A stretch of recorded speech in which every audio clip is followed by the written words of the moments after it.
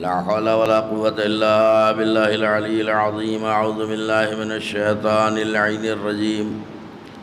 بسم الله الرحمن الرحيم. الحمد لله رب العالمين والعاقبة للمتقين والجنة للمطيعين والنار للعاصين، والصلاة والسلام على أشرف الأنبياء والمرسلين مولانا وسيدنا بالقاسم محمد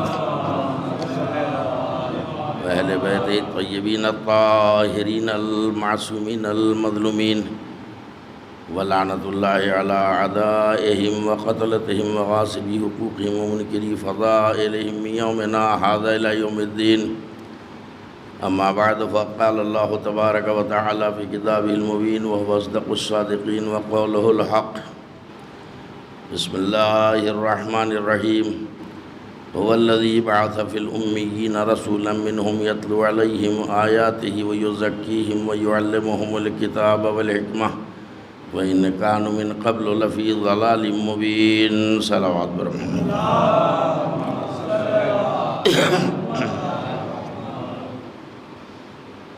حضرات، منصب اور منصب دار الہی کے عنوان سے سورہ جمعہ کی آیت نمبر 2 کی روشنی میں میں نے ایک سلسلہ بیان اس اذاخانہ مقدس میں شروع کیا ہے، جو بتدریج اپنی منزل کی طرف بڑھ رہا ہے، اور اس سلسلے کی آج دوسری مجلس ہے، چونکہ 2 محرم ہے، اور ایسے ہی تاریخ وار یہ عنوان آگے بڑھتا رہے گا. کل کی مجلس میں جہاں سے بیان ختم کیا تھا وہیں سے شروع کروں گا، اور بس ترجمہ تو آپ کو زبانی یاد ہے، لیکن اگر اردو میں ترجمہ نہ کیا جائے تو اردو مجلس کیسے پڑھی جائے گی؟ اس لیے رسمی طور پر ترجمہ کیا جا رہا ہے. ترجمہ تو کل ہو چکا. سورہ جمعہ کی دوسری آیت میں اللہ ارشاد فرما رہا ہے، هو الذی بعث فی الامیین رسولا منہم یتلو علیہم آیاتہ ویزکیہم ویعلمہم الکتاب والحکمہ وَإِنْ كَانُوا مِنْ قَبْلُ لَفِي ضَلَالٍ مُبِينٍ. ہم نے جاہل ان پڑھ بدو عربوں میں ایک کو رسول بنا کر بھیجا جس کے 3 کام ہیں. نمبر 1، وہ رسول آیتوں کی تلاوت کرتا ہے. نمبر 2، نفسوں کو پاک کرتا ہے. نمبر 3، کتاب و حکمت کی تعلیم دیتا ہے. جن کے نفسوں کو پاک کرتا ہے، جن کے سامنے آیتوں کی تلاوت کرتا ہے، جن کے نفسوں کو پاک کرتا ہے، اور جنہیں کتاب و حکمت کی دعوت دیتا ہے، ان کی حالت کیا تھی اس سے پہلے، اس کی ترجمانی اس آیت کے آخری حصے میں اللہ کر رہا ہے. وَإِنْ كَانُوا مِنْ قَبْلُ لَفِي ضَلَالٍ مُبِينٍ. بعثت پیغمبر سے پہلے سارا کا سارا عرب کھلی ہوئی جہالت اور ضلالت میں، گمراہی میں مبتلا تھا. کل میں نے عرض کیا تھا، کچھ اپنی زندگی کے واقعات بھی سنائے تھے، اور جو کچھ اعتراضات ہوتے ہیں یا انگشت نمائی ہوتی ہے، جواب دینے کو بہت کچھ ہے، لیکن اللہ کا فضل ہے، یہ مجلس حسین کی دین ہے، یہ منبر رسول کا معجزہ ہے، یہ عشق اہل بیت کی عطا ہے کہ ایک جواب جب ادھر سے دیا جاتا ہے تو لوگوں کی سالوں سال کی محنتوں پر پانی پھر جاتا ہے. یہ صرف شرف حاصل ہے مجلس حسین. تو کچھ لوگ اعتراض کے لیے پیدا ہوئے ہیں، کچھ لوگ جواب دینے کے لیے پیدا ہوئے ہیں. خدا کا شکر ہے کہ ہم لوگوں کو اللہ نے جواب دینے کے لیے پیدا کیا. یہ کیا ہے؟ یہ سب عدم عرفان کی دلیل ہے، بے معرفت ہونے کی دلیل ہے کہ جس نبی کا کلمہ پڑھ رہے ہیں، اسی کو جاہل بتا رہے.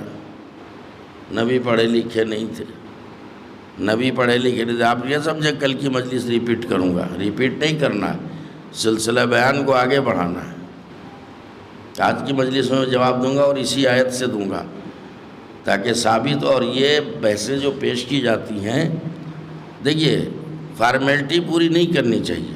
چلو بھائی مجلس سے بیٹھو اٹھو چلے گئے، نہیں، مجلس میں آئیے کچھ سیکھنے کی نیت سے آئیے، اور جتنا ہو سکے اللہ قدر ظرف سیکھ کے جائیے تاکہ آپ سے اگر کوئی جاہل الجھے تو آپ کو جواب دینے میں پریشانی نہ ہو، ورنہ خفت اور ذلت ہماری ہو جائے گی کہ بھائی ہم نے سوال رکھا ان سے جواب نہ بن پڑا. جواب بھی یہیں سے فراہم کیے جاتے ہیں. انہوں نے کہہ دیا نبی پڑھے لکھے نہیں تھے، جاہل تھے. کل کے مجلس میں عرض کیا تھا علامہ فخر الدین رازی، میں کڑی سے کڑی ملانے کے لیے ایک لفظ کو دوہرا رہا ہوں. علامہ اپنے نام کے آگے لکھا علامہ. علامہ فخر الدین رازی نے لکھ دیا کہ اللہ نے جاہل عربوں میں ایک کو رسول بنا کر بھیجا جو انہی جاہلوں میں سے ایک جاہل تھا معاذ اللہ. یعنی نبی بے سواد تھے، نبی ان پڑھ تھے، نہ پڑھنا جانتے تھے نہ لکھنا جانتے تھے. اگر کوئی اجہل آدمی، جاہل آدمی یہ باتیں کہہ دے تو ہم آپ کہہ دیں گے جاہل آدمی بکواس کرتا ہے. اور جس کے نام کے آگے علامہ جو قرآن کی تفسیر لکھنے بیٹھا ہے، کچھ تو علم ہوگا نا. تو ایسے علم سے کیا فائدہ کہ جو عرفان رسالت سے بھی محروم رکھے. غور کرے. میں بہت آرام سے بولنے کا عادی ہوں، مجھے علمی مشگافیاں کرنی ہے. میں تو بال کی کھال ادھیڑ کے اس میں سے کریم مال نکال کے مجمع کے حوالے کرتا ہوں. صلوات پڑھیں محمد و آل محمد.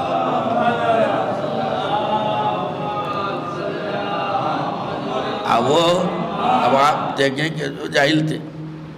اب یہ جواب میرا اپنا نہیں ہے، اسی آیت سے ہمارے آپ کے نویں امام نے جواب دیا.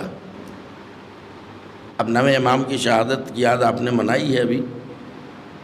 نویں امام کئے سال کے تھے جب جواب دیا، اور کتنے سوالوں کے جواب دیے. اب مشکل یہ ہے کہ منبر کے ذاکروں کو دو ہی امام ملے ہیں. فضائل میں حضرت علی مل گئے ہیں، مصائب میں امام حسین مل گئے ہیں. باقی ائمہ کو تو بالکل ایسا کر دیا ہے جیسے معاذ اللہ ناقابل تذکرہ ہے، یا ان کے فضائل نہیں. ان کے فضائل سے بھی کتابیں بھری پڑی ہیں، مطالعہ تو کیجئے. لیکن جسے عرفان حیدر عابدی کو رٹنے کی عادت ہو گئی ہے وہ مطالعہ کیا کرے گا؟ کچھ کہہ رہا ہوں میں، توجہ فرمایا. جسے دیکھیے بیچارے کو چبا رہا ہے. اپنی محنت کرو. مولا علی فرماتے ہیں من طلب العلا سحر اللیالی وبقدر قد تکتسب معالی. جو لوگ بلندیاں حاصل کرنا چاہتے ہیں وہ راتوں کو جاگتے ہیں، اور جو جتنی کوشش کرتا ہے اتنا ہی پھل پاتا ہے. تو راتوں کو جاگنے کا کیا مطلب ہے؟ موبائل چلاتے رہے 2:30 بجے رات تک. آج کل تو یہی ہو رہا ہے نا. جیسے دیکھیے موبائل میں جو لگا پڑا ہے. مولا کیا کہنا چاہے؟ راتوں کو جاگو. راتوں کو جاگنے کا مطلب کیا ہے؟ من طلب العلا سحر اللیالی. علی کے منہ سے اولا نکلا ہے. سمجھیے بات کو کہ جو لوگ بلندیاں حاصل کرنا چاہتے وہ راتوں کو جاگتے ہیں. وَبِقَدْرِ قَدٍ تَكْتَسِبْ مَعَالِي. اور ہر انسان اپنی کوشش کے بقدر پھل پاتا ہے. تو اب مشکل یہی ہے کہ خدا ہمیں سب کو توفیق دے کہ ہم راتوں کو جاگیں، یعنی مطالعہ کریں، کتابیں پڑھیں، تب سب کچھ ہاتھ آئے گا. اور مولا نے یہ بھی فرمایا ہے کہ انسان جب کسی چیز کے حاصل کرنے کی کوشش کرتا ہے تو اگر اس کا کل نہیں تو اس کا بعض ضرور حاصل کر لیتا ہے. اگر اس کا کل نہیں، اب آپ کو بلوائے بغیر تو میں بیان چھیڑوں گا نہیں، اس کو ہی چھوڑ دیا جو بیان کرنے جا رہا تھا. 40واں سال ہے میرا ممبر پہ. عمر گزری ہے اسی دشت کی سیاحی میں. اناڑی نہیں ہوں، فضل ہے خدا کا. اور میں ہی نہیں، اب تو میرے پڑھائے ہوئے دہاڑتے پھر رہے ہیں ممبر پہ خدا کے فضل سے. لہٰذا میرا اپنا طریقہ ہے بولنے کا، اس کو قدر کی نظر سے دیکھیے گا. میں آپ کا ٹائم برباد نہیں کروں گا. مولا کا قول دہرا رہا ہوں میں. مولا کہتے ہیں جب انسان کسی چیز کو حاصل کرنا چاہتا ہے تو اگر اس کا کل حاصل نہیں کر پاتا ہے تو اس کا بعض ضرور حاصل کر لیتا ہے. یعنی ساری کی ساری وہ چیز حاصل نہ ہو سکی تو اس میں سے کچھ تو حاصل کر لے گا، مگر شرط ہے کوشش.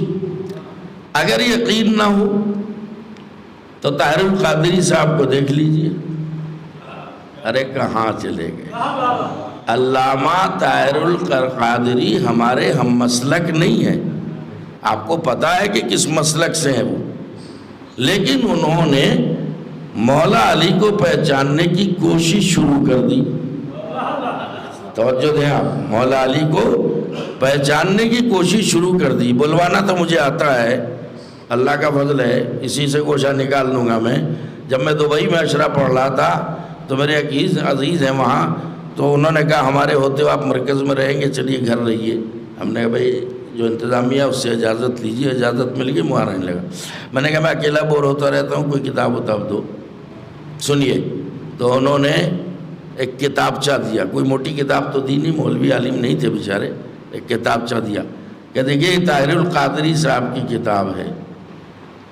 یہ جملہ یاد رکھیے گا، جب انسان کسی چیز کو، کسی شے کو حاصل کرنا چاہتا ہے تو اس کا اگر کل نہیں تو بعض ضرور حاصل کر لیتا ہے. علامہ طاہر القادری نے مولا علی کو پہچاننے کی کوشش کی، یعنی عرفان مولائے کائنات حاصل کرنے کی کوشش کی، عرفان امامت حاصل کرنے کی کوشش کی. تو دیکھیے اللہ نے انہیں کتنی کامیابی دی. اب انہوں نے کتاب لکھی اور اپنی تقریروں میں مولا کے فضائل بھی بیان کیے. سمجھ رہے ہیں آپ بات کو؟ میں ان کا ذکر کیوں کرتا؟ اگر وہ میرے مولا کا ذکر نہ کرتے تو میں ان کا ذکر نہ کرتا. صلوات پڑھیں محمد و آل محمد پر. طاہر القادری قابل تذکرہ کیوں بن گئے؟ کیونکہ انہوں نے ہمارے مولا کا ذکر کیا. جب انہوں نے فضائل اہل بیان کی اپنی کتابوں سے، کتابیں بھری پڑی ہیں فضائل اہل بیت سے، انہیں بیان کرنا شروع کیا تو انہوں نے اور ایک کتاب بھی لکھی انہوں نے. اس کا نام ابھی چھپا رہا ہوں میں تاکہ آپ کو اندازہ ہو کہ کس حد تک کوشش میں کامیاب ہوئے. تو کچھ لوگ ان کے پاس پہنچے، ارے صاحب آپ نے تو کمال کر دیا، رافضی ہو گئے ہیں کیا؟ کیا مطلب؟ رافضی کیوں ہو جاؤں گا؟ کہ نہیں، وہ آپ تو زیادہ تر آپ فضائل علی بیان کر رہے ہیں، آج کل کتاب بھی لکھ رہے ہیں اور علی کے فضائل بھی بیان کر رہے ہیں. کہ آپ کو کیا پریشانی؟ نہ ہوتے تو نہ بیان کرتا. سنیں، فضائل ہیں مولا علی کے تو بیان کر رہا ہوں، کہ لیکن آپ سے ایک شکایت ہے. اب اگر یہ بھی کوئی نہ سمجھے تو اس سے خدا سمجھے. کہا کہ کیا شکایت ہے؟ کہ دیکھیے آپ ان کو بھی تو مانتے ہیں، اب ان کو سمجھانے نہ دیجئے مجھے، آپ سمجھدار ہیں، کہ ان کو بھی تو مانتے ہیں آپ، تو ان کے فضائل کیوں نہیں بیان کرتے؟ کہ نہیں اس موضوع کو یہی رہنے دو. کہ نہیں ذرا بتائیے گا، فضائل علی آپ بیان کرتے ہیں، اوروں کے فضائل اوروں کے فضائل کیوں نہیں بیان کرتے؟ کہ بھئی اوروں میں علی میں فرق ہے. کہ بتائیے کیا فرق ہے؟ کہ مجھے چھیڑو مت ورنہ بتاؤں گا تو برداشت نہیں کر پاؤ گے. کہ نہیں صاحب ہم تو اس سوال کا جواب لے کے جائیں گے. سنیے، ایک میرے عزیز نے ایک قصہ بتایا، اور انہوں نے کہا کہ ہم تو جواب لے کے جائیں گے. کہا اچھا جب چھیڑ دیا ہے تو سنو. کیا پوچھتے ہو؟ کہ اوروں میں اور علی میں کیا فرق ہے؟ اوروں میں اور علی میں کیا فرق ہے جو آپ علی کے فضائل بیان کرتے ہیں اوروں کے فضائل بیان نہیں کرتے؟ کہ جب چھیڑ دیا ہے تو سنو، اوروں میں علی میں کیا فرق ہے؟ اگر اور نماز نہ پڑھتے تو دنیا انہیں کافر کہتی، اور اگر علی نماز نہ پڑھتے تو دنیا خدا مان لیتی. صلوات پڑھیں محمد و آل محمد پر. دنیا انہیں خدا مان لیتی. سمجھے میں کیا سمجھانا چاہ رہا ہوں؟ علی کے سجدوں کا احسان ہے ہمارے ایمان پر. اگر ہمارے سامنے علی کے سجدوں پہ سجدے نہ ہوتے تو ہم بھی وہیں جا کھڑے ہوتے جہاں نصیری کھڑا ہے. صلوات پڑھیں محمد و آل محمد۔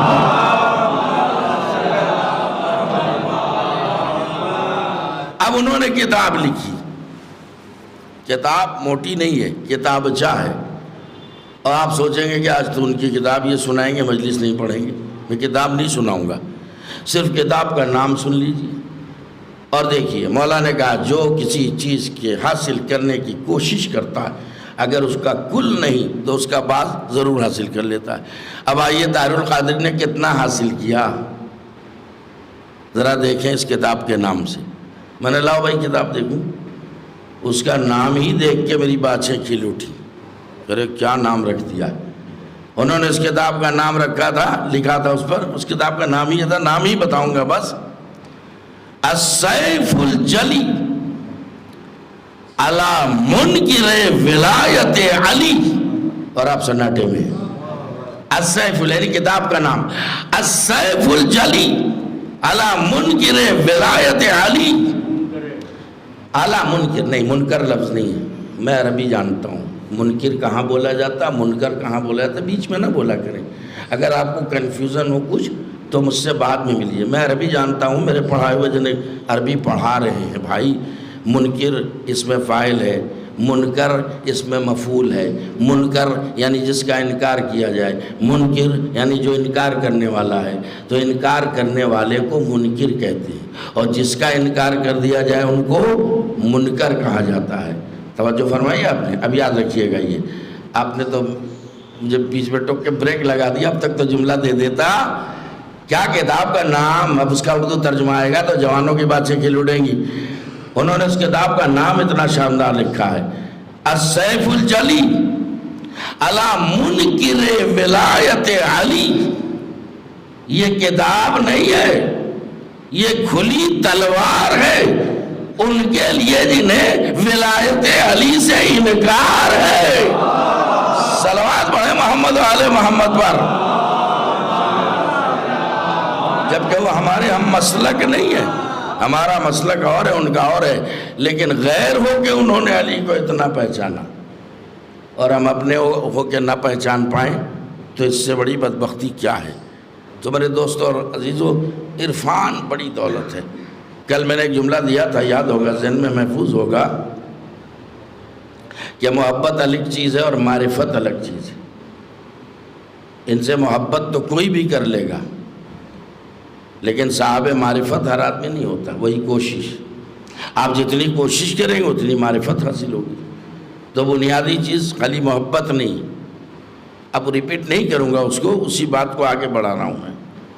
آپ نے شمس تبریز کا نام سنا ہے؟ جب تک آپ ماحول نہیں بنائیں گے مجلس کا، میں اس کو آیت کو روکے رکھوں گا میں۔ معرفت، یہ جگہ جو ہے یہ مقدس عزاخانہ ہے، یہ معرفت بٹنے کی جگہ ہے، یہاں عرفانی تبرک بٹتے ہیں، لہذا یہ باتیں میں کہہ رہا ہوں تمہید کلام میں۔ اب آئیے، شمس تبریز نام سنا ہے شمس تبریز کا؟ بہت مشہور نام۔ ایک ہوتا ہے عالم اور ایک ہوتا ہے عارف۔ ہر عالم کے لیے ضروری نہیں کہ وہ عارف بھی ہو۔ عارف کا مطلب عرفان خدا اللہ قدر ظرف اس کو حاصل ہو گیا ہے۔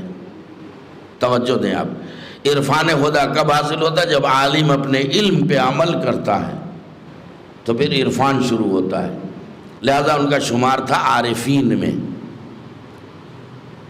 ان کے ایک شاگرد تھے، سنیے، معرفت اور محبت، یہ دو لفظیں اس کی تشریح پیش کر دوں۔ محبت تو کوئی بھی کر لیتا ہے، اہل بیت سے تو سبھی محبت کر لیتے ہیں۔ آپ ہندوستان کے رہنے والے ہیں، آپ کو پتہ ہے، میں نے شاید اشارہ دیا تھا کہ جہاں ایک بھی مسلمان نہیں ہے وہاں بھی تعزیے امام حسین کے اٹھتے ہیں، کیونکہ انہیں حسین سے محبت ہے۔ محبت، عقیدت یہ ایک الگ چیز ہے، معرفت الگ چیز ہے، بنیادی چیز ہے معرفت۔ اب یہ بات جو ہے ذہن میں محفوظ کر لیں میرے بھائی۔ شمس تبریز اپنے شاگرد کے ساتھ جا رہے ہیں، کہیں سفر پہ جا رہے ہیں، دریا پار کرنا ہے۔ جب دریا سامنے آ گیا تو شاگرد کے قدم رک گئے، کہا استاد یہاں تو کوئی کشتی نظر نہیں آ رہی ہے، اب کیا ہوگا؟ کہ ہم منزل تک پہنچیں گے؟ کہ کیسے پہنچیں گے؟ دیکھیے یہ بس محبت بول رہی ہے، ادھر محبت ہے ادھر معرفت ہے۔ کیسے جائیں گے جب وسیلہ سفر نہیں ہے، کوئی کشتی نہیں، کوئی سفینہ نہیں، کوئی ناؤ نہیں، تو کیسے جائیں گے؟ کہ پریشان نہ ہو، میں نسخہ بتاتا ہوں، اس پہ عمل کرو، دریا پار کر لو۔ کہ جی کیا نسخہ ہے؟ کہ پانی پہ آگے آگے میں چلتا ہوں۔ دیکھیے جو عارف ہوتا ہے وہ پانی پہ بھی چل سکتا ہے، غور کریں جو میں کہہ رہا ہوں۔ کہ آگے آگے میں چلتا ہوں، چپ پیچھے پیچھے تم آؤ، مگر ایک نسخہ دے رہا ہوں، اس پہ عمل کرتے رہنا۔ کہ استاد وہ نسخہ کیا ہے؟ کہ دیکھو میرے نام کا ورد کرتے رہنا، میرے نام کا ورد کرتے رہنا، یا شمس یا شمس یا شمس بت کہتے رہنا، اور دریا پار کر جائیں گے ہم بھی اور تم بھی۔ کہا اچھا ٹھیک ہے، استاد کا حکم تھا۔ اب وہ آگے آگے چلے، جی نہیں لگ رہا آپ کا مجلس میں ہے، اور پیچھے پیچھے شاگرد یا شمس یا شمس یا شمس۔ بیچ دریا میں جب دونوں پہنچے تو شاگرد نے محسوس کیا یہ بھی کچھ بنبنا رہے ہیں، کچھ یہ بھی پڑھ رہے ہیں۔ تو تھوڑا دو قدم آگے بڑھا کے قریب ہوا کہ یہ کیا پڑھ رہے ہیں، تو دیکھا ان کے دہن سے آواز آ رہی تھی، یا علی یا علی یا علی۔ کیسے علی والے ہو؟ تو اس نے سوچا واہ استاد واہ، مجھے تو اپنا نام رٹا دیا اور خود مولا علی کا نام لے رہے ہو۔ اب اس کے دیکھیے شیطان برغلاتا ہے، وسوسے پیدا کرتا ہے۔ شیطان نے دل میں وسوسہ پیدا کر دیا، ارے جب یہ یا علی کہہ کے گزر سکتے تو کیوں نہیں گزر سکتا؟ اس نے وہ وظیفہ چھوڑ دیا جو استاد نے بتایا تھا، غور کرے دل لگائے، چھوڑ دیا، یا شمس کہنا چھوڑ دیا، اور استاد کی طرح اس نے جیسے ہی کہا یا علی ڈوبنے لگا۔ آنکھیں مت دیکھا نا، مجھے سچا واقعہ۔ استاد نے پلٹ کے دیکھا، جلدی سے پکڑا، ارے تو ڈوبنے لگا؟ کہاں ڈوبنے لگا؟ کیوں ڈوبنے لگا؟ کیا وظیفہ بھول گیا یا چھوڑ دیا؟ کہا جی چھوڑ دیا۔ کیوں چھوڑ دیا؟ کہ استاد آپ مولا علی کا نام لے رہے ہیں، میرے دل میں یہ بات آئی کہ جب آپ مولا علی کا نام لے کے دریا پار کر سکتے ہیں تو میں کیوں نہیں پار کر سکتا ہوں؟ لہذا میں نے یا شمس کہنا چھوڑ دیا، یا علی کہا، میں تو ڈوبنے لگا۔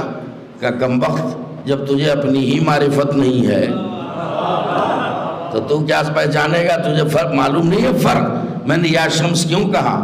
کیا میں تجھے علی سے دور کرنا چاہتا ہوں؟ کہ تو وجہ بتا دیجئے کہ مجھے یا شمس کیوں سکھایا؟ آپ یا علی کہہ رہے ہیں، مجھے یا شمس سکھا دیا، کیوں؟ کہ تجھ میں اور مجھ میں آسمان زمین کا فرق ہے، تجھے میری معرفت حاصل ہے اور مجھے علی کی معرفت حاصل ہے۔ اب دیکھیے ضمنی طور پہ یہ بات نکل آئی جو تھوڑی سی توجہ آپ کے دلا دی، ورنہ میں اپنے موضوع پر ہوں گا انشاءاللہ تعالی، باقیوں میں ضمناً کچھ تذکرے آ جاتے ہیں۔ تو اگر معرفت ہوتی تو رسول جو شہر علم ہے اسے جاہل کہا جاتا ہے؟ ایک دو باتیں نہیں بھائی، ایک دو زخم نہیں، سارا بدن زخمی ہے، درد بیچارہ پریشان ہے، کہاں سے اٹھے؟ بس سناٹے میں ایسی امید نہیں تھی تم سے، میں تو بہت کچھ سوچ کے آیا تھا۔ امید پہ کھرے اترو، انشاءاللہ میں بھی آپ کی امید پہ کھرا اتروں گا۔ آپ غور کریں، میں نے کوئی شعر دیا ہے اور شعر و ادب کی سرزمین ہے، یہ میرا نہیں ہے، کسی اور کا شعر ہے۔ ایک دو زخم نہیں، سارا بدن زخمی ہے، درد بیچارہ پریشان ہے، کہاں سے اٹھے؟ تو خالی یہ نہیں کہ رسول کو جاہل کہا، رسول کو کہہ دیا، رسول کو کیا سارے انبیاء و مرسلین کو کہہ دیا۔ انبیاء جو ہے وہ عالم الغیب نہیں ہوتے، اچھا بھئی انبیاء عالم الغیب نہیں ہوتے، اور اپنے نبی کو کہہ دیا وہ تو جاہل تھے، پڑھے لکھے نہیں تھے، بے سواد تھے۔ علامہ لوگوں نے لکھ دیا کہ وہ پڑھے لکھے نہیں تھے۔ اب آئیے کوئی نوے امام، آپ سمجھ رہے ہوں کہ میں بہک گیا، بہکنے کا تو سوال ہی نہیں ہے، کسی ایسے نبی کا کلمہ نہیں پڑھا ہے جس کا دماغ بہک جاتا ہے۔ صلوات پڑھیے محمد و آل محمد پر۔ اس کا جواب ہارون الرشید کے دربار میں ہمارے آپ کے نوے امام نے 9 برس کی عمر میں یحییٰ ابن اقسم کے 30,000 سوالات کے جواب دیے ہیں۔ ہے کوئی مائی کا لال جو کسی دربار میں بیٹھ کے 30,000 سوالات کے جواب دے دے؟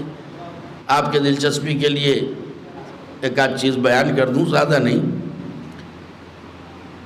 انہوں نے سوال پہ سوال، بہت سارے بڑے بڑے چوادڑی علماء آئے تھے، اس میں سب سے بڑا والا عالم جو ان کا تھا اس مسلک کا، اس کا نام یحییٰ ابن اقسم تھا، وہ بھی آیا ہوا تھا اور خاص طور سے بلایا گیا تھا۔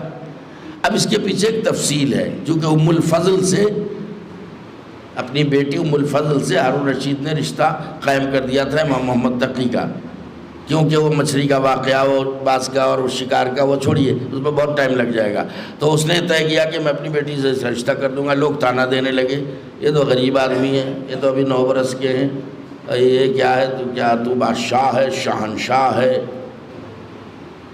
کہنے دکھا دوں گا یہ کیا۔ اس کو تجربہ ہو چکا تھا، بلا لو جتنے علماء ہیں علاقے کے، سب کو دعوت دو، بلاؤ، کراؤ مقابلہ 9 برس کے بچے سے۔ تو اپنے نفس پہ قیاس کر رہے تھے نا، وہ سمجھ رہے ہیں جیسے ہمارے 9 برس کے بچے ہوں گے ایسے ہی آل محمد کے بھی بچے ہوں گے، لیکن یہ آل محمد کے گھرانے کا 9 برس کا بچہ ہے۔ 30,000 سوالات کے جواب کھٹا کھٹ امام نے دیے، اور جب امام نے ایک سوال کر لیا تو عالم یہ ہوا کہ آپ کیا سناٹے میں بیٹھے ہیں جو وہاں سناٹا ہو گیا۔ ایسا سناٹا، امام نے ایک سوال کیا، فَبُہِتَ الَّذِي كَفَرَ، کافروں کی طرف سب مبہوت ہو کے رہ گئے، اب کیا جواب دیں، بولو جواب دو۔ اور امام نے کہا تھا کہ آپ لوگوں نے اتنے سوال کر لیے، ایک میرے سوال کا بھی جواب دیں، اب آپ صلوات پڑھیں تو وہ سوال سناتا ہوں۔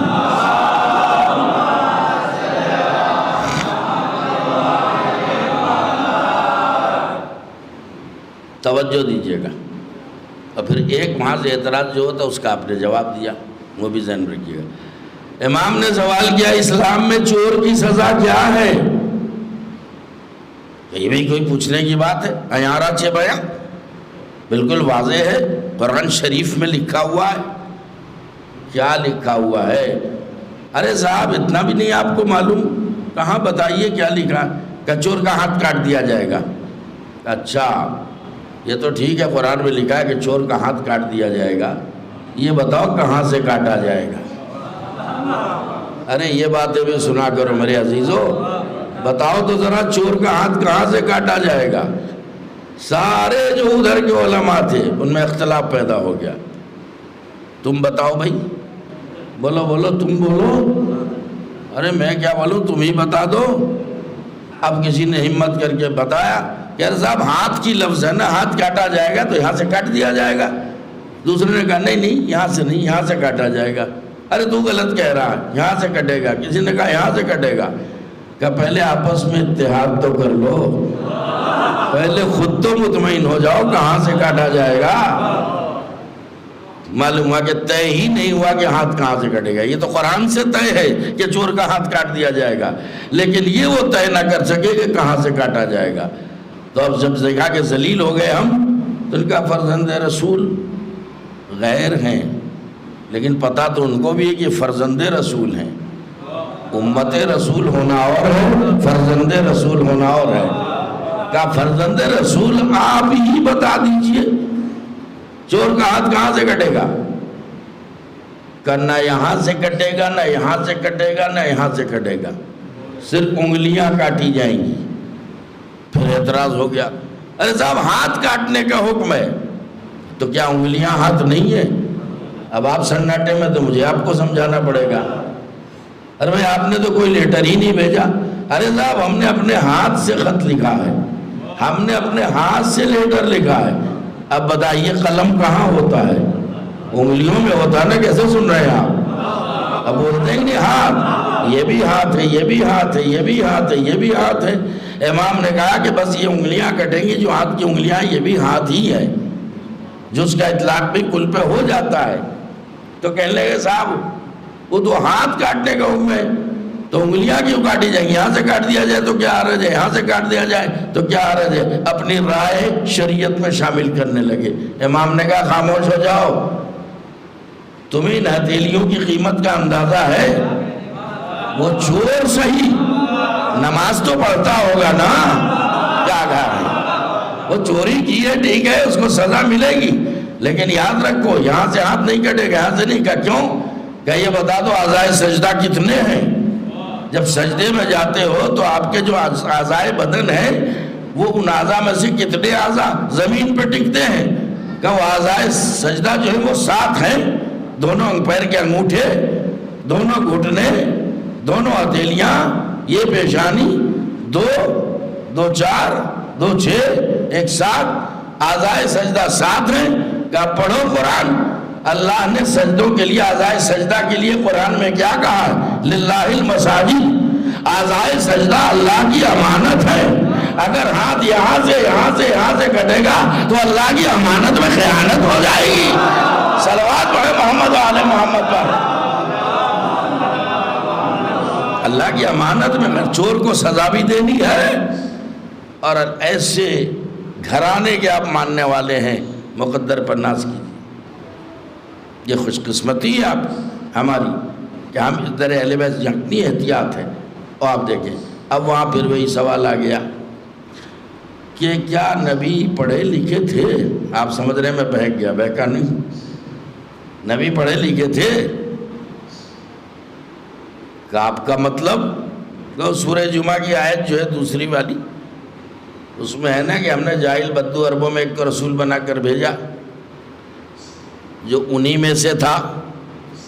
کیا کروں، کل شاید مجلس میں تاخیر ہو گئی تھی، آج میں نے گھڑی بھی نہیں دیکھی کتنی دیر پڑھ چکا میں، ابھی تو اسی میں الجھائے رہوں گا، اس لیے کہ میں میرا جو اپنا بولنے کا طریقہ اس سے نیچے نہیں اتروں گا میں۔ اگر آپ اپنا معیار سماعت اٹھا نہیں سکتے تو میں اپنا معیار خطابت گرا نہیں سکتا ہوں۔ میں نے یہ ڈھرا اپنایا ہے جو ہمارے بزرگ علماء کا طریقہ تھا، وہ علمی باتیں پیش کرتے تھے، وہ آپ کے سامنے پیش کروں گا۔ کہ لے کہ وہ سورہ جمعہ میں ہے کہ رسول جاہل تھے؟ کہا ہے سورہ جمعہ میں؟ کہا ہے نا کہ ہم نے جاہل عربوں میں ایک کو رسول بنا کر بھیجا جو انہی میں سے تھا۔ تو انہی میں سے تھا کا ترجمہ کیا کر لیا انہوں نے؟ یعنی انہی جاہلوں میں سے معاذ اللہ رسول ایک جاہل تھا، اعوذ باللہ، خاکم بدر۔ اب اجازت دے، اب آپ کلے پر ہاتھ رکھ کے بیٹھیں، سر جھکا کے بیٹھیں، سر اٹھا کے بیٹھیں، اب تو آگئے تو پھنس گئے۔ اب میں معافی ضمیر پیش کروں گا، اس لیے کہ میری ڈیوٹی ہے، میں اپنی ڈیوٹی انجام دینے آیا ہوں، لہذا سنیے کہاں کہاں مسٹیک ہوئی ہے ان بھائی لوگوں سے۔ اصل میں یہ اس طرح کی جو باتیں بکواسیں ہوتی ہیں یہ در اہل بیت سے ہٹ جانے کی سزا ہے۔ صلوات پڑھیں محمد و آل محمد۔ جو در اہل بیت سے ہٹ گیا وہ ایسے ہی گمراہ ہوگا، ایسی بہکی باتیں کرے گا۔ اب سن لیجئے، کہتے ہیں هو الذی بعث فی الامیین، ہم نے جاہل ان پڑھ بدو عربوں میں کو رسول بنا کر بھیجا۔ امیین، امی جاہل کو کہتے ہیں اور امیین جاہلوں کو کہتے ہیں، تو جاہلوں میں بھیجا۔ اب آگے ایک چیز ہے، هو الذی بعث فی الامیین رسولا منہم، جو انہی میں سے تھا۔ تو من تبعیضیہ ہے جو بعض پہ دلالت کرتا ہے، اور ہم جو ہے وہ ضمیر ہے، اس کا مرجع امیین ہے کہ وہ امیین میں سے تھا۔ اب ان نادانوں کو کون سمجھائے کہ عربی زبان ایک ایسی زبان ہے جہاں ایک ایک لفظ کے 70 معنی ہوتے ہیں۔ دل لگائیں تو میں بولوں، ایک ایک لفظ کے 70 معنی ہوتے ہیں۔ جیسے لفظ عین، لفظ عین، عین کے 70 معنی ہیں۔ عین یعنی آنکھیں، آنکھ، توجہ ہے، عین یعنی آنکھ، عین یعنی گھٹنا، کوئی ربط ہے دونوں میں؟ مارو گھٹنا پھوٹے آنکھ، کیا کہہ رہا ہوں میں؟ عین یعنی آنکھ۔ وہ سطحی مجلس میں نہیں پڑھتا، اس کی توقع نہ رکھنا۔ فضائل پڑھنے میں کمی نہیں کروں گا، میں اپنے طریقے سے پڑھوں گا، فضائل اہل بیت بیان کروں گا انشاءاللہ، قرآن سے بیان کروں گا، اپنے موضوع کے دائرے میں رہ کے بیان کروں گا۔ میں تو چاہتا ہوں کہ یہ سب علمی باتیں آپ تک پہنچیں، بچوں تک، جوانوں تک پہنچیں، تاکہ یہ بھی غیروں کی طرح جہالت کا شکار نہ ہو جائیں۔ عین، ایک لفظ عین کے 70 معنی۔ وہ 70 تو مجھے بھی یاد نہیں، 2-4 یاد ہیں، سنا دے رہا ہوں۔ عین یعنی آنکھ، عین یعنی گھٹنا، عین یعنی پانی کا چشمہ، یہ نہیں پانی کا چشمہ، عین یعنی چاندی، عین یعنی سونا۔ اگر میں کہوں کہ مجھے ذرا عین کی ضرورت ہے تو آپ کیا سمجھیں گے؟ کون سے معنی مراد لیں گے؟ جو سے معنی چاہیں گے مراد لیں گے؟ کوئی ضروری ہے کہ آپ نے عین کے جو معنی مراد لے لیے وہی معنی مراد میرے نزدیک بھی ہے؟ ایسا نہیں ہے۔ تو اب قرائن سے الفاظ کے معنی سمجھے جاتے ہیں، قرینہ دیکھا جائے گا۔ اگر میں کہوں ذرا عین کی ضرورت ہے مجھے، تو آپ خیال آئیں گے میرے سامنے، منہ دیکھتے رہیں گے بھائی عین سے ان کی مراد کیا ہے۔ اور اگر میں قرینے کے ساتھ بولوں گا بات سمجھ میں آ جائے گی۔ اگر میں کہوں کہ بھائی پیاس لگ رہی ہے، مجھے عین کا پانی چاہیے، تو آپ سمجھ جائیں گے چشمے کا پانی چاہ رہے ہیں۔ چشمہ سمجھیے نا، جھرنا جو گرتا ہے۔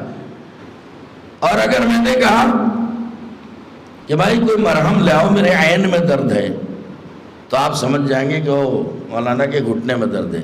معنی ہو رہے ہیں نہیں ہو رہے ہیں؟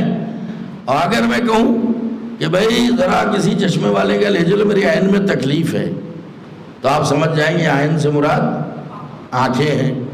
اگر میں کہوں کہ بھائی بیٹی کی شادی ہے، زیورات بنوانے ہیں، ذرا بازار میں جاؤ عین کا بھاؤ معلوم کر کے آؤ، تو آپ سمجھ جائیں گے سونا چاندی کا بھاؤ معلوم کرنا ہے قرینے سے۔ تو بھائی جب عربی زبان میں ایک ایک لفظ کے 70 معنی ہیں، تو پھر کیا ضروری ہے کہ جو معنی آپ نے مراد لے لیے وہی معنی مراد خدا کے نزدیک بھی ہو، جس کا یہ قرآن کلام ہے۔ آپ نے کہہ دیا امی یعنی جاہل، اور اسی کی جمع امیین یعنی بہت سارے جاہل۔ امی کے ایک ہی معنی نہیں ہے۔ اب یہ امی جو ہے سنیے گا، یہ مشتق ہے ام القرا سے۔ دیکھو یہ کلاس لگی ہوئی ہے، حسینی کلاس ہے یہ، جو یہاں آ جاتا ہے وہ ٹیچر ہوتا ہے، اور جو نیچے بیٹھے ہوئے اسٹوڈنٹ ہوتے ہیں۔ ابھی میں نیچے بیٹھوں گا تو اسٹوڈنٹ ہو جاؤں گا، اگر کوئی دوسرا عالم ذاکر آ جائے گا تو میرا استاد ہو جائے گا بھائی۔ لہٰذا آپ اس کو یہ نہ سمجھیں کہ بس مجلس سے چلو مزہ آ گیا بھائی، ارے کیا چٹپٹی مجلس پڑھ دی، چٹپٹی کے لیے آئے ہو یا کچھ سیکھنے آئے ہو؟ میرے دوست اور عزیزو برا نہ ماننا، میں جو بولتا ہوں درد دل کے تحت بولتا ہوں، چونکہ آپ ہمارے ہیں، آپ کا ہم پہ حق ہے، لہٰذا اتنا بولتا ہوں کہ توجہ زیادہ ہو۔ انہوں نے کہا کہ امیین وہ جاہلوں میں سے ایک تھے، منہم انہیں جاہلوں میں سے تھے۔ ترجمہ بس اتنا کرو امیین میں سے تھے، ٹھیک ہے؟ منہم کا یہ لفظ ہم ہٹا نہیں سکتے ہیں قرآن سے۔ انہی میں سے تھے کا مطلب کیا ہے؟ یعنی انہی امیین میں سے تھے، اتنا ہی بولو، اس سے آگے جسارت نہ کرو۔ کہہ دیا کہ انہی جاہلوں میں سے ایک تھے۔ پہلے دیکھو کہ امی کی ہر جگہ ایک ہی معنی ہے کیا؟ اب سنیے امی کیسے بنا ہے۔ آپ ہندوستان کے رہنے والے ہیں نہیں؟ ہندوستان کے کتنے نام ہیں؟ ذرا بولیے، اتنا تو بولیے، اب دیش کی بات آ گئی ہے۔ ہندوستان، ہند، انڈیا، بھارت، ایک ہی دیش کے 4 نام ہیں۔ بھارت کہیے جب بھی ہندوستان، ہندوستان کہیے جب بھی ہندوستان، ہند کہیے جب بھی ہندوستان۔ ان 4 میں سے جو سا بھی ورڈ بولے، جو بھی لفظ بولے آپ، مراد یہی ملک ہوگا، ٹھیک ہے؟ غور کریں آپ۔ تو اسی طرح سے آپ یہیں سے نتیجہ لیجئے، امی بس یاد رکھیے، امی کہا بھی جاتا ہے حضور امی تھے۔ خطبے میں علماء پڑھتے ہیں نا، مکی مدنی امی پڑھا جاتا ہے نا، تو یہ امی کیا چیز ہے؟ اب آپ اپنے دیش میں رہتے ہیں، اسی لفظ سے سمجھیے۔ ہندوستان کے رہنے والے کو کیا بولتے ہیں؟ ارے آپ بھی بولے ہیں، 1 سے 11 ہو جائے۔ ہندوستان کے رہنے والے کو کیا بولتے ہیں؟ پاکستان کا نام نہیں لے رہا ہوں میں، کیوں ڈر رہے ہو بولنے میں؟ ہندوستان کے رہنے والے کو کہتے ہیں ہندوستانی۔ یہ لگ گیا نہیں لگ گیا؟ غور کریں آپ۔ اور اگر ہند، آپ اہل ہند ہیں، تو دیار ہند کے رہنے والے کو کیا کہتے ہیں؟ بولو نا، شرماتے کیوں ہو؟ ہندی۔ آپ جائیں گے ایران عراق میں تو وہاں بولتے ہیں انا ہندی، انا ہندی، تو ہند کے رہنے والے کو ہندی کہتے ہیں۔ اگر ہندوستان کی طرف اضافت دے تو ہندوستان کو ہندوستانی کہتے ہیں، اگر بھارت کی طرف یا نسبتی لگائیں تو کیا بولیں گے؟ بھارتی۔ یہی تو ہوتا ہے نا۔ اب وہ انگریزی ہے، چھوڑیے، انڈین، اس میں وہ این لگے، وہ انگریزی زبان ہے، میں اردو والی بات کر رہا ہوں، توجہ دیں آپ۔ تو اسی طریقے سے جیسے ہندوستان سے بنا ہندوستانی، جیسے ہند سے بنا ہندی، جیسے بھارت سے بنا بھارتی، ایسے ہی سے بنا امی۔ نہیں پہنچے گی بات اتنی آسانی سے، مجھے پتا ہے۔ سے بنا ہے امی۔ اب آئیے دیکھیں کے معنی کیا ہے؟ کیا آپ کو نہیں معلوم کے معنی کیا ہے؟ بولو نا۔ فاطمہ تو ابیہا۔ کیا کہا میں نے؟ یہ حدیث غلط نہیں ہے۔ فاطمہ تو ابیہا، فاطمہ اپنے باپ کے لیے ماں کی حیثیت رکھتی ہے۔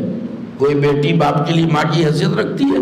یہ حدیث غلط نہیں ہے، توجہ دیں، بالکل صحیح حدیث ہے، معتبر ہے، سنی شیعہ دونوں طرف کتاب میں حدیث پائی جاتی ہے۔ لیکن یہاں پر نبی جو کہہ رہے ہیں ابیہا، اس کی دو وجہ ہیں۔ ایک وجہ یہ ہے،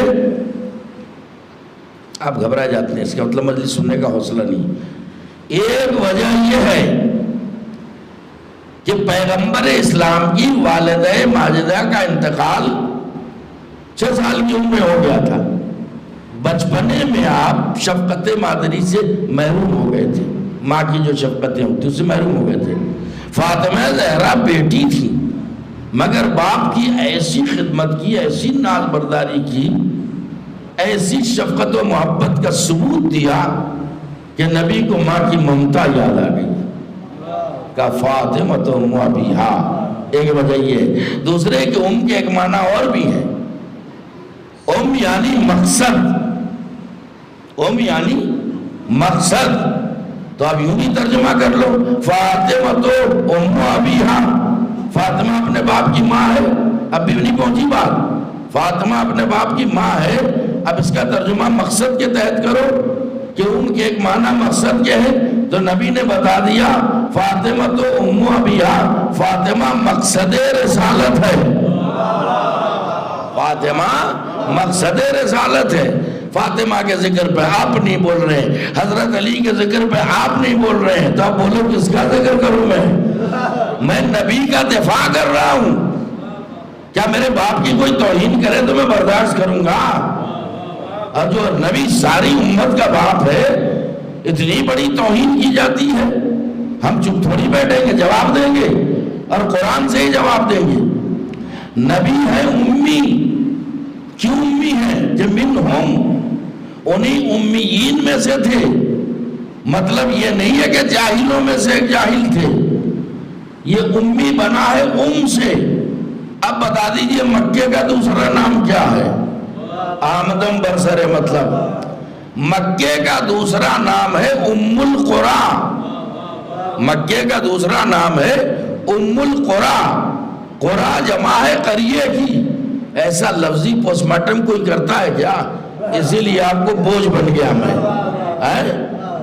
القرى، قرى جمع ہے قریے کی، قریہ یعنی گاؤں، آبادی، توجہ فرما رہے آپ۔ اور القرى، اب یہاں قرى جو ہے، قریہ یعنی ایک گاؤں، ایک قصبہ، ایک جو ہے آبادی، اور جب قرى ہو گیا تو کئی گاؤں، کئی آبادیاں۔ توجہ دے رہے ہیں آپ؟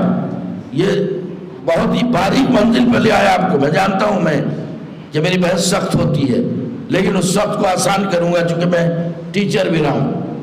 40 سال میری مدت خطابت ہے، اور 40 سال سے زیادہ میری مدت تدریس ہے۔ بچوں کو پڑھانے کا بھی ہنر آتا ہے مجھے۔ اب اسے لے لیجئے، دل لگا دیجئے گا۔ تو اب نبی جو ہیں کہاں کے رہنے والے ہیں بھائی؟ نبی مکی بھی ہے، مدنی بھی ہے، یعنی القرى کے جہاں مدینے کے رہنے والے ہیں۔ مدینے کا دوسرا نام کیا ہے؟ یثرب۔ مکے کا دوسرا نام کیا ہے؟ بولے نا، القرى۔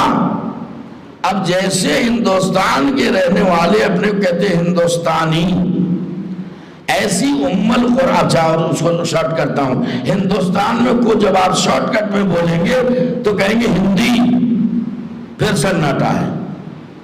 مغرب کی نماز یہی ہوگی، اس لیے کہ آپ میرا ساتھ نہیں دے رہے. میں ہی پڑھوں، میں ہی داد دے لوں، میں ہی نعرے لگا دوں. کہاں ہے آپ، کہاں سو رہے ہیں؟ ایسے نہیں ہوتی ہے مجلس. جیسے ہندوستانی کو مخفف کریں، شارٹ کٹ میں بولے، کہتے ہیں انا الہندی، میں ہندی ہوں، اسی طرح ام القریٰ کے رہنے والے کو کہا جائے گا ام القروی. ہندوستان کو شارٹ کٹ میں بولے تو ہندی، اور ام القروی کو بولے شارٹ کٹ میں تو ہوگا امی.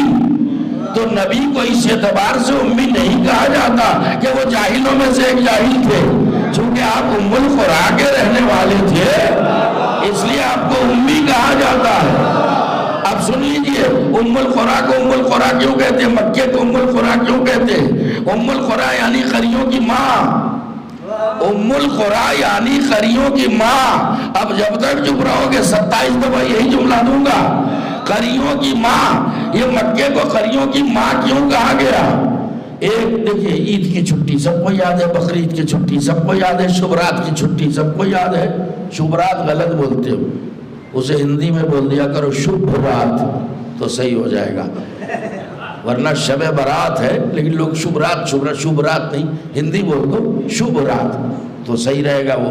تو میرے دوستوں اور عزیزوں، تو عید کی چھٹی مدرسوں میں ہوتی ہے، بقرعید کی ہوتی ہے، شب برات کی چھٹی ہوتی ہے. ایک چھٹی اور ہوتی ہے، آپ کو پتا ہے وہ کون سی چھٹی ہے؟ 25 ذی قعدہ کو ایک چھٹی ہوتی ہے جسے کہتے ہیں عید دہو الارض کی چھٹی. یہ عید دہو الارض کہاں ہے؟ کیا مطلب؟ قاری صاحب پتہ نہیں ہے. اسی ڈیٹ میں زمین کا فرش بچھایا گیا. یہ فرش کہاں سے بچھانا شروع کیا؟ تاریخ پڑھیے تو پتا چلے.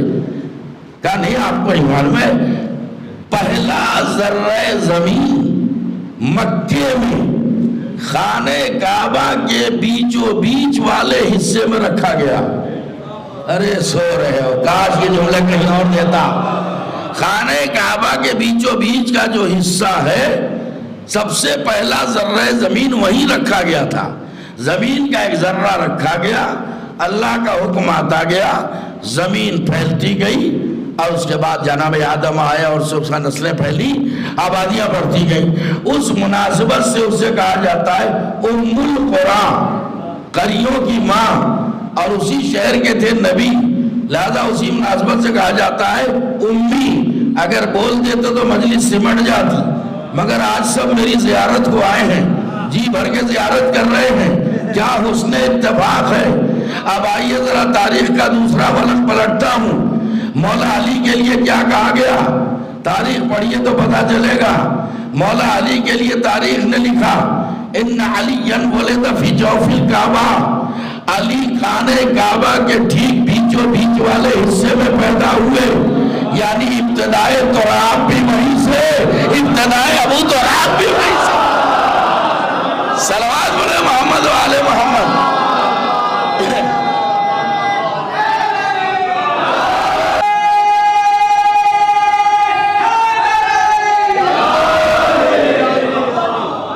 اس کا جواب میں دوں گا اگلی مجلس میں انشاءاللہ.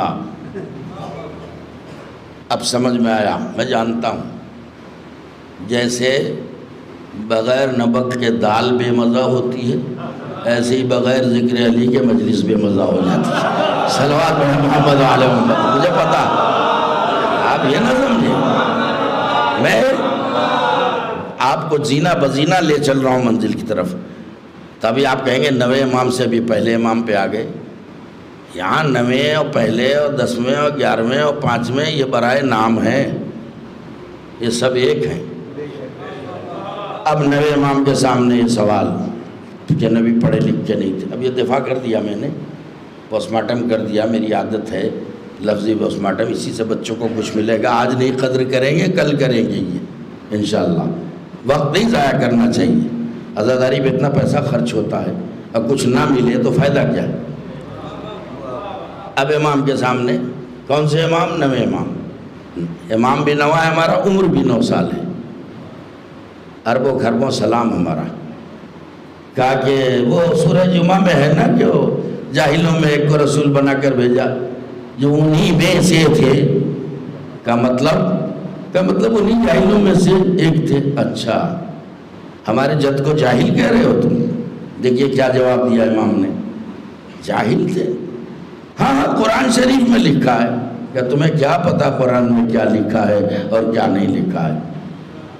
کہا آپ کو اتفاق نہیں؟ کہ بالکل نہیں۔ تم نے جو آبجیکشن ٹھونک دیا ہے اس کا جواب اسی آیت میں موجود ہے۔ بولو دوں جواب؟ کہ ہم تو چاہتے ہیں کہ آپ جواب دیں، نبی عالم تھے یا جاہل تھے؟ کہ مجھ سے کیا پوچھتے ہو، اسی آیت سے پوچھ لو۔ جس آیت میں کہا گیا هو الذی بعث فی الامیین رسولا منہم، ہم نے جاہل عربوں میں ایک کو رسول بنا کر بھیجا جو انہی میں سے تھا۔ اب بچے نہ سمجھے انہی میں سے کہا تو جا رہا، انہی میں سے کا مطلب ہے کہ انہی میں سے یعنی انہی جاہلوں میں سے نہیں، از لحاظ قوم، قبیلہ، علاقہ، خاندان جو بھی کہہ لیں انہی میں سے تھا، یعنی عربوں میں سے تھے۔ عرب تھے، عجمی نہیں تھے، انڈین نہیں تھے، ہندوستانی پاکستانی نہیں تھے، امریکہ لندن برطانیہ کے رہنے والی نہیں تھے۔ انہی میں سے کا مطلب انہی عربوں میں سے ایک عرب تھے۔ اب رکیے، بار بار مجھے بولنا پڑ جا رہا، ابھی اصلی بات رکی ہوئی ہے۔ اور انہوں نے کہہ دیا انہیں جاہلوں میں سے ایک جاہل تھے۔ اب ظاہر ہے امام نے جواب دیا۔ کیا جی دیجئے جواب؟ کہ جواب میں کیا دوں؟ جواب تو تمہارے اس اعتراض کا نبی کی جہالت پہ کوئی نبی کو الزام دے رہے ہو جہالت کا، تمہارا جواب اسی آیت میں موجود ہے۔ پڑھنا ذرا آیت۔ اب ظاہر صبر بھی نہ تھے، آیت پڑھی هو الذی بعث فی الامیین رسولا منہم۔ کہ ٹھہر جاؤ، اس کے آگے کیا ہے؟ کہ آپ نے تو روک دیا، کہ روکا ہے کوئی سوال قائم کرنے کے لیے۔ وہ جو نبی جاہلوں میں آیا انہی جاہلوں میں سے تھا، کیا کرنے آیا تھا؟ کیا کرنے آیا تھا؟ ارے صاحب صاف لکھا ہے هو الذی بعث فی الامیین رسولا منہم یتلو علیہم آیاتہ ویزکیہم ویعلم الکتاب ویعلمہم الکتاب والحکمہ۔ ہم نے جاہل انپڑھ بدو عربوں میں ایک کو رسول بنا کر بھیجا۔ ہاں تو بھیجا تو کائے کو بھیجا؟ کب آیتوں کی تلاوت کرتا ہے، نفسوں کو پاک کرتا ہے، کتاب و حکمت کی تعلیم دیتا ہے۔ کہ عقل کے اندھو اسی آیت سے سمجھو کہ علم جو ہے وہ عالم سکھاتا ہے یا جاہل سکھاتا ہے؟ صلوات پڑھے محمد و آل محمد پر۔ علم کون دیتا ہے؟ تعلیم کون دیتا ہے؟ جاہل دیتا ہے یا عالم دیتا ہے؟ سناٹا بٹا سناٹا۔ کتنا احسان ہے ہمارے ائمہ کا، کیا کیا جوابات فراہم کیے۔ اور اسی آیت میں اسی جس آپ عقل دیکھیے، ہمارے آپ کے امام فرماتے ہیں، اب یہ تو نوے امام کی بات تھی، ہر امام کا ذکر ہونا چاہیے۔ صرف دو اماموں کو چن لیا ہے ہمارے ذاکروں نے، اور اسی میں بس میں نہیں کہہ رہا ہوں نہیں علی فضائل نہ پڑھو، میں نہیں کہہ رہا ہوں حسین کا ذکر نہیں کرو، مگر سب کا کرو۔ امام جعفر صادق علیہ السلام ارشاد فرماتے ہیں کہ جب اللہ کسی پہ غضبناک ہوتا ہے، جب اللہ کسی سے ناراض ہو جاتا ہے، غضبناک ہو جاتا ہے، تو اس سے نعمتیں چھیننے لگتا ہے، اور سب سے پہلی نعمت جو چھینی جاتی ہے وہ عقل ہے۔ کوئی بات کہی میں نے؟ سب سے پہلی نعمت جو چھین لی جاتی ہے وہ عقل ہے۔ تو اصل معاملہ یہ ہے کہ ان کے دلوں میں دشمنی اہل بیت پل رہی ہے، لہذا نعمتیں چھننے لگی، اور جو نعمت سب سے پہلے چھنی ہے وہ عقل ہے۔ تو جب عقل ہی نہیں ہے تو یہ اہل بیت کو کیا پہچانیں گے؟ نبی کو کیا پہچانیں گے؟ نبی کے دل کے ٹکڑوں کو کیا پہچانیں گے؟ انہیں پہچاننے کے لیے عقل ضروری ہے۔ عقل امام باطن ہے۔ اللہ نے ظاہر میں بھی ہمیں امام دیے ہیں، حاجی دیے ہیں، منصبدار دیے ہیں، اور باطن میں دیے ہیں۔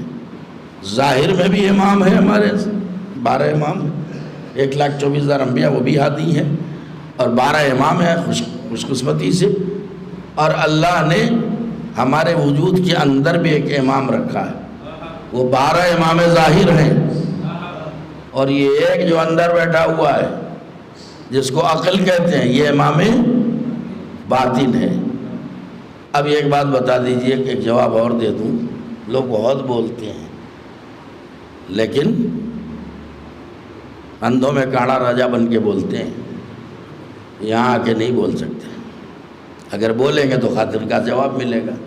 یہ بتائیے آپ سب صاحبان عقل ہیں ماشاءاللہ، صاحبان عقل نہ ہوتے تو فرش حسین پہ آتے؟ کیا کہہ رہا ہوں میں؟ مجھے بتائیے عقل امام باطن ہے یا نہیں؟ کیا کہوں، وقت کھنچ جاتا ہے، میں 2.5 گھنٹے پڑھنے والا آدمی ہوں مگر شارٹ کٹ میں پڑھنا، محرم کی مجلسیں ہیں اور بھی مصروفیات ہیں، بھی پڑھ جائیں گی، لہذا سنیے یہ باتیں آئیں گی انشاءاللہ۔ ضمناً عرض کر رہا ہوں، کہتے ہیں ارے صاحب وہ اللہ میاں نے 2 دشمن کھڑے کر دیے، ایک باہر ایک اندر، تو ہم کیا کریں؟ باہر سے شیطان بہکا دیتا ہے، اندر سے نفس بہکا دیتا ہے، ہم گناہ کر لیتے ہیں۔ اگر اللہ شیطان کو پیدا نہ کرتا، اگر یہ نفس امارہ کو پیدا نہ کرتا تو یہ دونوں مل جل کے ہمیں گمراہ نہ کرتے، بہکاتے نہیں، ہم قدم کی گناہ کی طرف نہ بڑھاتے۔ یعنی آیا گیا الزام اللہ میاں پہ دے دیا۔ میں کہوں گا آپ اللہ پہ تب اعتراض کرتے کہ جب اس نے شیطان کو پیدا کیا ہوتا اور انبیاء مرسلین کو پیدا نہ کیا ہوتا۔ نہیں میرے ساتھ نہیں ہیں آپ، بالکل نہیں ہے ساتھ۔ آپ اللہ پہ تب آبجیکشن کرتے جب اللہ نے آپ کو نفس دیا ہوتا اور عقل نہ دی ہوتی۔ اللہ نے اگر نفس دیا ہے جس کا کام بہکانا ہے تو عقل بھی تو دی ہے جس کا کام ہدایت کرنا ہے۔ ٹھیک اسی وقت جب انسان کے دماغ میں کسی گناہ کا تصور پیدا ہوتا ہے تو وہیں سے عقل اپنا فریضہ امامت انجام دینے لگتی ہے۔ ہاں نہیں ایسا نہ کرنا، آگے نہ بڑھنا، ارے تم کس کے ماننے والے ہو؟ تم حسین کے عزادار ہو، تم زہرا کے بیٹے ہو، تم سید زادے ہو، کہاں جا رہے ہو؟ تمہیں نہیں یہ ہے۔ اور نفس کہتا ہے اتنا تو چلتا ہے، صلوات پڑھیں محمد علیہ محمد ہے۔ یہ نفس خبیث جو اندر بیٹھا ہے جسے امارہ نفس امارہ کہتے ہیں، یہ کیا کہہ کے گمراہ کرنا، ارے اتنا تو چلتا ہے، اتنا چلتا ہے۔ عقل کہتی ہے اس کے کہنے میں نہ آؤ، ٹھہر جاؤ، جہنم سامنے ہے، اگر تم بڑھ رہے گناہ کی طرف تو جہنم سامنے ہے، گرو گے جا کے جہنم میں۔ عقل اپنا فریضہ ہدایت انجام دیتی ہے۔ اب میرا آپ سے سوال ہے عقل امام باطن ہے یا نہیں؟ اب آپ سب مل کے بولے تو میں بولوں۔ عقل امام باطن ہے نا، کچھ امام باہر دیے گئے اور ایک امام اندر کیا گیا جو سے رکھا گیا ہے، تو عقل ہے امام باطن۔ اب آپ صاحبان عقل ہیں، میرا آپ سے سوال ہے عقل کبھی دیکھی ہے آپ نے؟ میں بھی چپ رہوں گا، آپ بھی چپ رہیں۔ کیا عقل کو آپ نے دیکھا؟ کتنی قریب ہے آپ سے عقل، لیکن کبھی نظر آئی نہیں؟ نظر آئی نا۔ کوئی کہے گا کہ ہاں میں نے عقل کو دیکھا ہے، ایسے ایسے لباس میں، ایسے ایسے ڈریس میں تھی۔ عقل ہے جسے امام باطن میں کہہ رہا ہوں ہے، مگر دکھائی آج تک نہ دی۔ اس کا مطلب یہ ہے کہ ضروری نہیں ہے کہ امام اگر موجود ہو تو نظر بھی آ جائے۔ صلوات پڑھیں محمد علیہ محمد پر۔ آپ کہتے ہیں پردے میں ہے، پردے میں تو دکھائی کیوں نہیں دیتے؟ کوئی ضروری تو نہیں ہے کہ جب دکھائی دے تبھی کوئی امام ہے، اور نہ دکھائی دے تو امام نہیں ہے۔ صلوات بھیجیں محمد علیہ محمد پر۔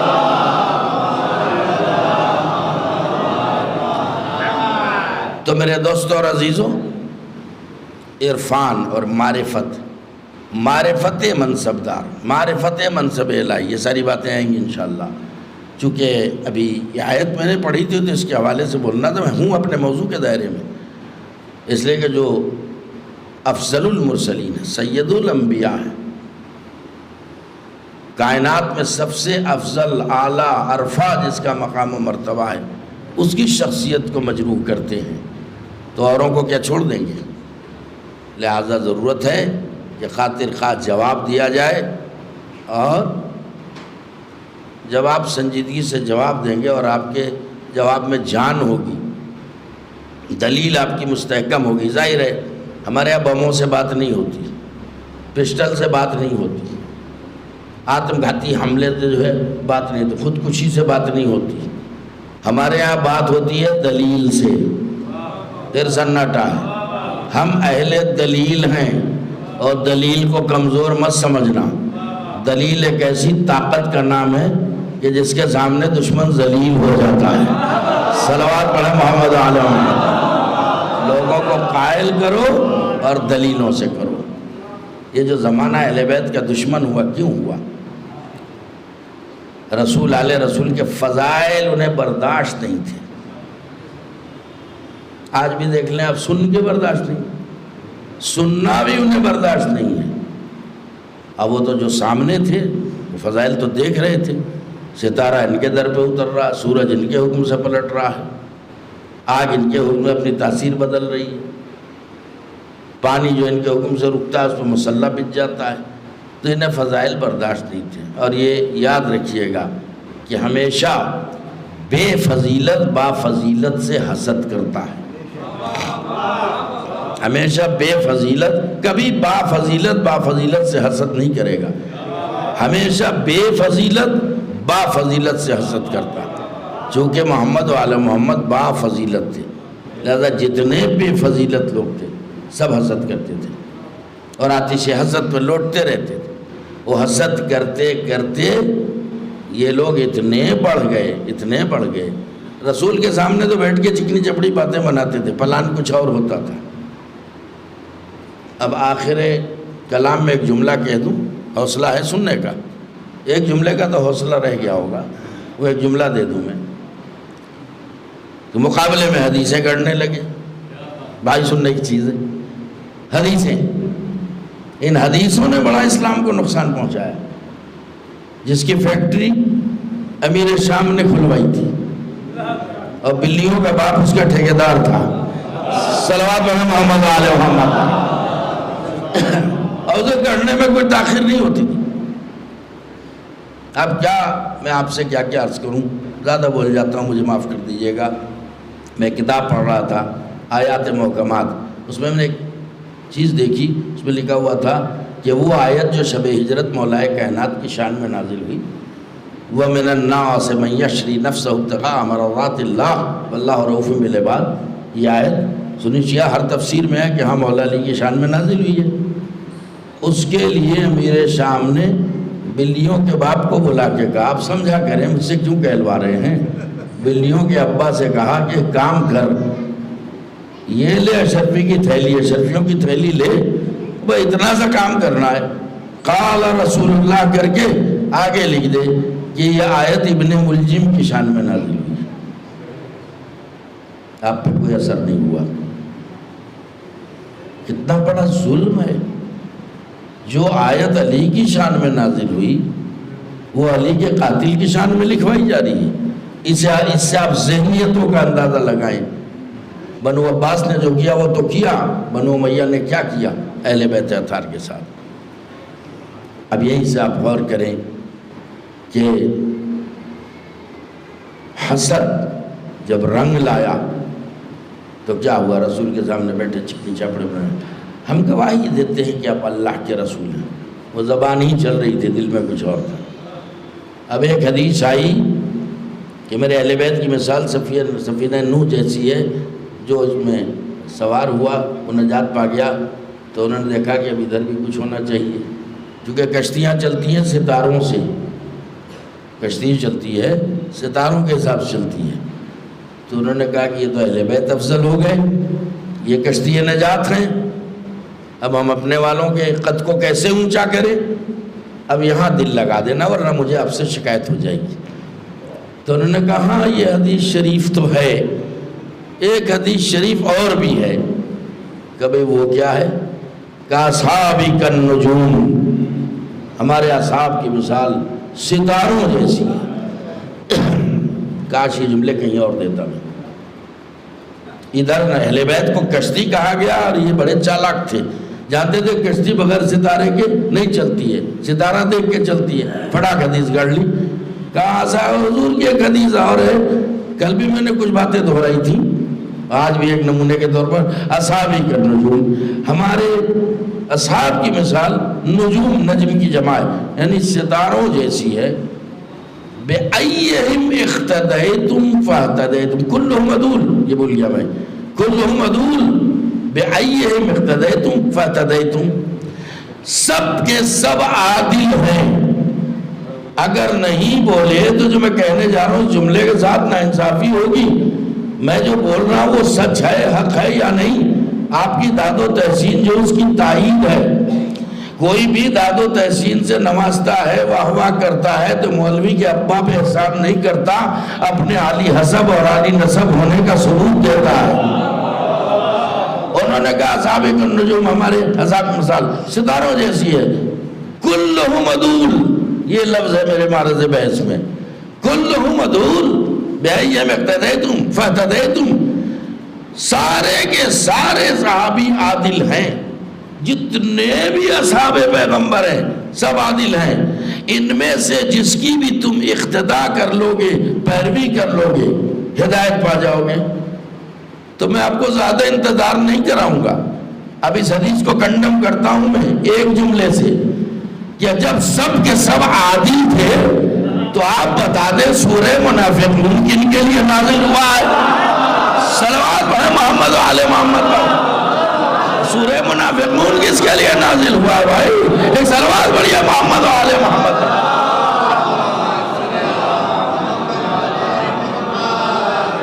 ہمارے یہاں لچر باتیں نہیں ہوتی، ہم اہل دلیل ہیں، اہل قرآن ہیں، ہم عاشقان اہل بیت ہیں۔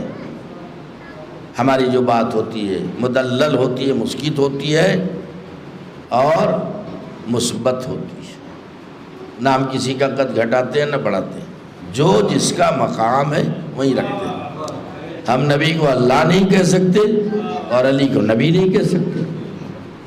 اللہ اللہ ہے، نبی نبی ہے، رسول رسول ہے، اللہ کا ولی ولی ہے، تو سب کا ایک مقام ہے۔ بس اتنا حسد تھا لوگوں کے دل میں کہ آپ دیکھیں کہ وفات پیغمبر کے بعد کیا حالات پیدا کر دیے گئے۔ میں تو سمجھتا ہوں کہ دنیا کے سب سے پہلا آتنکوادی وہی شخص ہے جنہوں نے ہماری شہزادی کے اوپر جس نے ایسی ضربت لگائی، ایسی ضربت لگائی کہ فاطمہ زہرا نے چیخ مار کے کہا کہ سبت علی مصائب لو انہا سبت الایام سرمال، پہلا ظلم۔ اور یہ مدینے میں جو اسد حسد کی آگ بھڑکی وہ اتنی طویل تھی کہ مدینے کی آگ کربلا میں پہنچ گئی، مدینے کی آگ کربلا میں پہنچ گئی۔ اگر در زہرا کو نہ جلایا جاتا، مدینے میں فاطمہ کا گھر نہ جلایا جاتا، تو کربلا میں حسین کے خیمے نہ جلائے جاتے۔ اگر زہرا کے شکم میں محسن نہ مارا جاتا تو حسین کی گود میں اصغر نہ مارا جاتا۔ ظلم کی بنیاد رکھی گئی، ظلم کی ابتدا وہیں سے ہوئی اور سلسلہ ظلم آگے بڑھتا رہا۔ فاطمہ زہرا کو مارا گیا، مولا علی کو مسجد میں شہید کیا گیا، اس کے بعد مولا حسن کو زہر دغا سے شہید کیا گیا۔ اب پنجدن کی آخری نشانی حسین۔ چند جملے مصائب کے اور رحمت تمام، چونکہ آج 2 محرم ہے۔ امام حسین صلی اللہ علیہ وسلم پر ان حاسدوں نے ایسا عرصہ حیات تنگ کیا کہ آپ نانا کا مدینہ چھوڑنے پر مجبور ہو گئے۔ تاریخ وار مصائب ہوں گے انشاءاللہ، بس چند جملے اس کے بعد تخفیف احمد۔ امام حسین نے مدینہ کیوں چھوڑا؟ حج کو عمرے سے بدل کے مکہ کیوں چھوڑا؟ اس لیے کہ مکہ اور مدینہ کی حرمت کو حسین سے زیادہ کون سمجھ سکتا تھا؟ اگر حسین سے جنگ ہو جاتی مدینہ میں یا مکہ میں تو حرمت مکہ بھی برباد ہوتی، حرمت مدینہ بھی برباد ہوتی، کیونکہ وہ جگہیں ہیں کہ جہاں ایک چیٹی بھی مارنا جائز نہیں ہے۔ اللہ اکبر۔ اور میں آسانی سے بول رہا ہوں، آپ آسانی سے سن رہے ہیں۔ امام حسین صلی اللہ علیہ وسلم مدینہ چھوڑا تو کیفیت کیا تھی؟ در و دیوار سے رونے کی آواز آ رہی تھی، کیونکہ سب کو معلوم تھا کہ اب سیدہ کا لال مدینے واپس نہیں آئے گا۔ اب چونکہ تاخیر ہو گئی، زیادہ دیر میں پڑھ گیا، اس لیے بہت مختصر مصائب پڑھنا چاہ رہا ہوں میں۔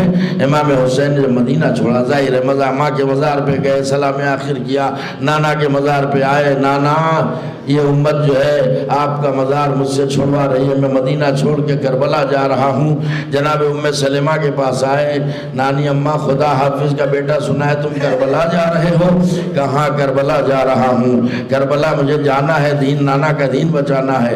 ام سلمہ نے کہا بیٹا میرے سامنے کربلا کا نام نہ لو، اس لیے کہ تمہارے نانا سے کربلا کے بارے میں بہت کچھ سن چکی۔ امام نے کہا نانی کیا آپ کربلا کی زمین کی زیارت کرنا چاہتی ہیں؟ کہا ہاں زیارت کرا دو ذرا دیکھوں سرزمین کربلا کون ہے کہ جہاں نبی کا چمن اجاڑ دیا جائے گا۔ امام معجز نما امام انگشت شہادت سے اشارہ کیا، سرزمین کربلا بلند ہوئی، کہا نانی اچھی طرح دیکھ لیجئے یہ وہ جگہ ہے کہ جہاں میرا 18 برس کا کڑیل جوان بیٹا ارے سینے میں برچی کھا کے گرے گا، یہ وہ جگہ ہے کہ جہاں میرے برابر کے بھائی عباس کے بازو کاٹے جائیں گے۔ نانی یہ وہ جگہ ہے کہ جہاں قاسم ابن حسن کا لاشا پامال ہوگا۔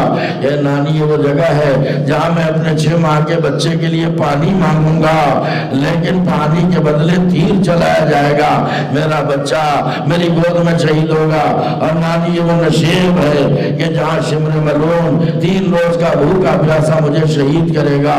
اللہ اکبر۔ ایک مٹھی خاک اٹھائی، ایک مٹھی خاک رسول نے خواب میں دی تھی، ایک مٹھی خاک اٹھا کر حسین نے کہا نانی اس خاک کو شیشی میں رکھ لیجئے، جب تک یہ خاک رہے سمجھیے گا کہ آپ کا نواسہ زندہ ہے، لیکن جب یہ خاک خون میں بدل جائے تو سمجھ جائیے گا نبی کا نواسہ مارا گیا۔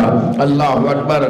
اب اس طریقے سے سب سے رخصت ہوئے حسین، مدینے چلتے ایک منظر پیش کرنا چاہتا ہوں، ورود کربلا ہے مجھے معلوم ہے، میں 2 جملے کہوں گا، ایک جملہ مدینے کے حوالے سے اور ایک ورود کربلا کے اعتبار سے کہوں گا میں، انشاءاللہ آپ کے رونے کے لیے بہت ہوگا۔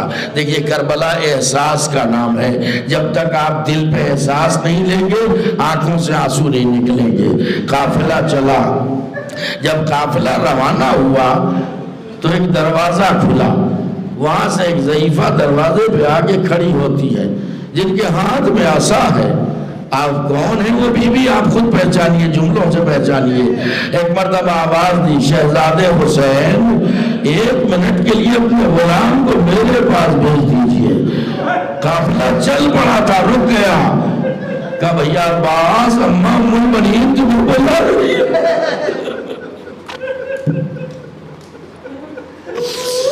جناب عباس دوڑے ہوئے اماں جان آپ تو رخصت کر چکی ہے، اب بلانے کا کیا سبب ہے؟ کہ بیٹا چلتے چلتے میں ایک جملہ کہنا چاہتی ہوں۔ کہ جی فرمائیے، حکم دیجئے، کیا حکم ہے، کیا کہنا چاہتی؟ کہ بیٹا وعدہ کرو کہ تمہارے جیتے جی زہرا کے لال پہ کوئی آنچ نہیں آئے گی اور زینب کا پردہ سلامت رہے گا۔ کہ اقرار کرتا ہوں، اقرار، اللہ اکبر، کہ میں اقرار کرتا ہوں، وعدہ کرتا ہوں، کہ یہاں نہیں، چلو مزار رسول پر۔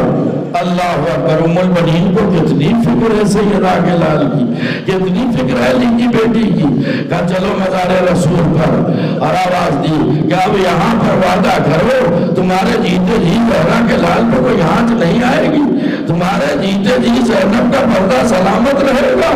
عباس نے دونوں ہاتھ پھیلا دیے، سنے جملہ، دونوں ہاتھ پھیلا دیے، ایک ہاتھ ذریعہ رسول پہ رکھا، ایک ہاتھ ماں کے سر پہ رکھا، آواز دی اماں قسم ہے ذریعہ رسول کی اور قسم ہے آپ کے سر عزیز کی، جب تک میرے ہاتھ سلامت ہے ارے نہ آقا حسین پہ کوئی آنچ آئے گی، نہ زینب کی طرف آنکھ بھر کے کوئی دیکھ سکتا ہے۔ رونے والے یہی وجہ تھی کہ جب تک عباس کے ہاتھ سلامت تھے نہ حسین کو کوئی تیر لگا، نہ زینب کی چادر میں کوئی آنچ آئی۔ لیکن جب عباس کے دونوں شان قلم ہو گئے تو حسین کو پورے جسم کو حسین کے تیروں سے چھلنی کر دیا گیا اور زینب کا پردہ بھی لٹ گیا۔ کسی خطیب کا جملہ یاد آیا، ایرانی عالم دین کا جملہ ہے، یہ بڑا قیامت کا جملہ ہے، ٹیلی ویژن پہ مجلس سن رہا تھا، ایام عزا چل رہے تھے، قیامت کا جملہ ہے۔ مجھے نہیں معلوم اس جملے سے آپ پہ کچھ اثر ہوگا یا نہیں، لیکن میرے گھر کا ماحول مجلس میں بدل گیا تھا۔ انہوں نے کہا کہ ارے کربلا میں عاشور کے دن حسین بھی شہید ہو گئے اور زینب بھی شہید ہو گئی۔ حسین اس وقت شہید ہو گئے جب گلے پر شمر کا خنجر چل گیا، اور زینب اس وقت شہید ہو گئی جب سر سے ردا ہو گئے، صدا اتر گئی جب سر سے ردا اتر گئی۔ رونے والوں، بے پردگی زینب، شہادت زینب رجب سے کم نہیں ہے.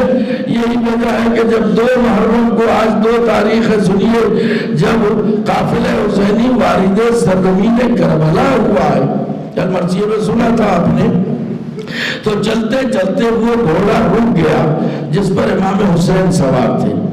اور اب تاریخ کہتی ہے کہ آپ نے دوسرا گھوڑا بدلا، اس نے بھی قدم نہیں بڑھائے، تیسرا گھوڑا بدلا، اس نے بھی قدم نہیں بڑھائے. 7 گھوڑے امام نے تبدیل کیے، کسی گھوڑے نے قدم آگے نہیں بڑھائے. کیا امام نہیں جانتے تھے کہ کربلا آ گئی؟ پھر گھوڑے پہ گھوڑا کیوں بدل رہے ہیں؟ امام دنیا کو بتانا چاہتے ہیں انسان ہماری قدر و قیمت کو پہچانے نہ پہچانے، مگر یہ جانور ہماری منزلیں پہچانتے ہیں. اللہ اکبر.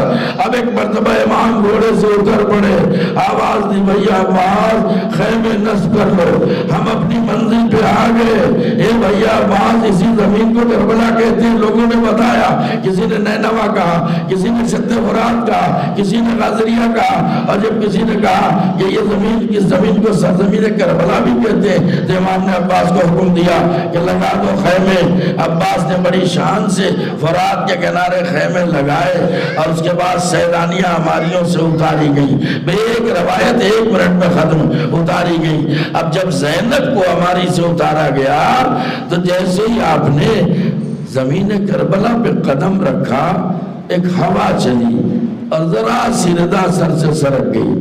آواز دی، بھیا یہ زمین کچھ اچھی نہیں معلوم ہوتی ہے. اس زمین پہ قدم رکھتے ہی میرے سر سے ذرا سی ردا سرک گئی. بھیا کہیں اور چلو. کہا زینب یہی ہماری منزل ہے، یہی ہمارے خون بہائے جائیں گے، یہی میرا اکبر مارا جائے گا، یہی میرا عباس مارا جائے گا، یہی میرا قاسم باوال ہوگا، اور یہ زینب یہی تیرے سر سے ردا بھی اتاری جائے گی. اللہ اکبر.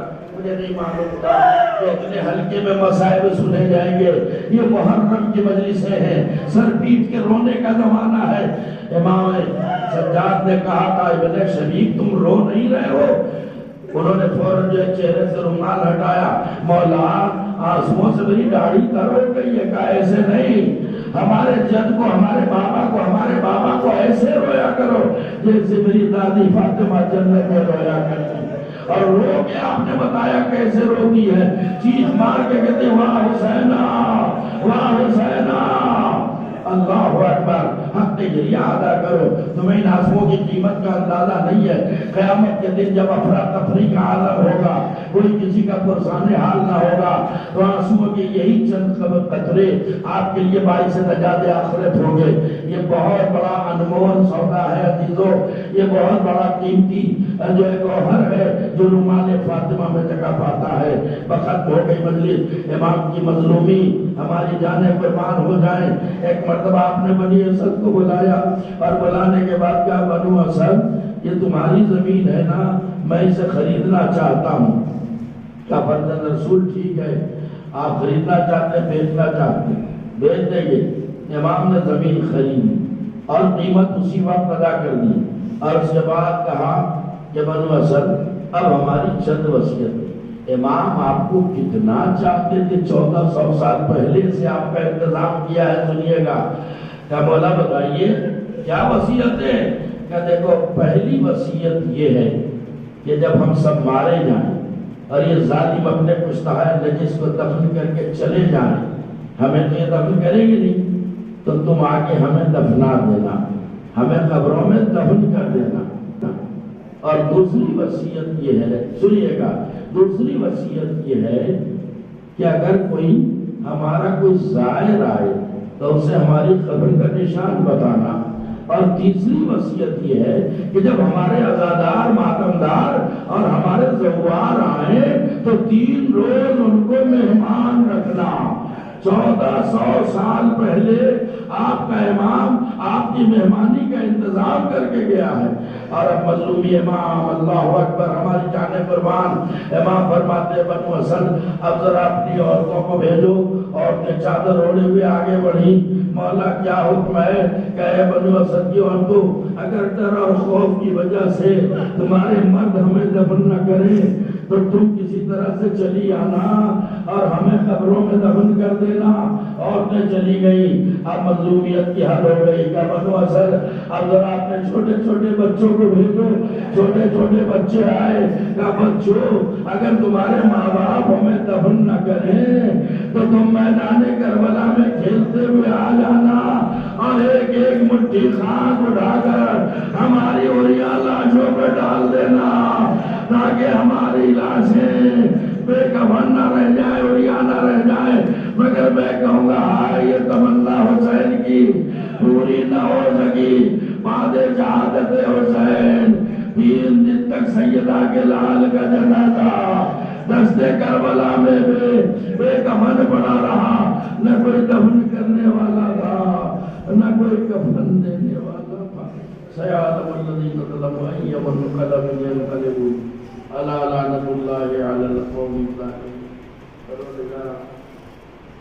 واسطہ امام علیہ السلام دنیا میں جہاں جہاں مومنین مومنات آباد ان سب کی جان و مال عزت و آبرو کی حفاظت فرما۔ پروردگار آپ میرے پریشان ان کی پریشانیوں کو دور فرما، جو مقروض ان کا قرض ادا فرما، جو بے روزگار انہیں روزی عطا فرما، جو بے عمل اعمال صالحہ کی توفیق عطا فرما، جو اشتاق کو زیارات انہیں جو زیارات سے مشرف فرما، جو بیمار انہیں شفا کامل صحت عاجلہ عطا فرما، ہمارے درمیان جو مومنین مومنات گزر چکے کی مغفرت فرما، ہمارے قلیل اعمال کو قبول فرما، کثیر گناہوں کو معاف فرما، ہم سب کو اتحاد اتفاق کی توفیق عطا فرما، ہماری مسجد اور مقاموں مدرسوں کو آباد رکھ، علماء اعلام کا سایہ ہمارے سروں کو سلامت رکھ، دشمنان اسلام دشمنان اہل بیت جہاں کہیں ہم سب کو نیز نابود فرما، تمام مدارت مشرفہ مقامات کی مقدسہ کی عبادت فرما، مرض کرونا سے تمام روزاداروں کو سبھی مومنین مومنات کو محفوظ رکھ، بار اللہ ہمارے امام زمان علیہ السلام کے ظہور میں تعظیم فرما اور ہم سب کو ان کے جانب